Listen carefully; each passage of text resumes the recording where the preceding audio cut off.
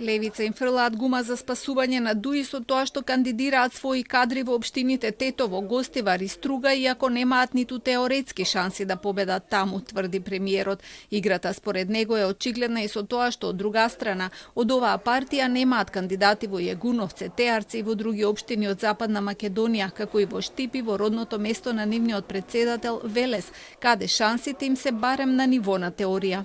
Нивната цел координирана е со Политичката партија Демократска унија за интеграција, за да дојде до дисипација, расслојување на анти-Дуи гласовите во тие општини, затоа што Дуи сваќа дека во тие општини не може да победи и разбира дека ќе биде поразен на овие локални избори, односно ќе има многу мал, незначителен број на градоначалници и единствениот сојузник кој во моментот се обидува да фрли гума за спасување е токму Политичката партија Левица.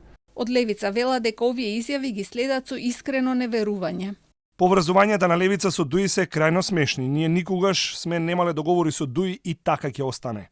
Пример за тоа се бројните кривични пријави поднесени единствено од наша страна против функционери од Дуи.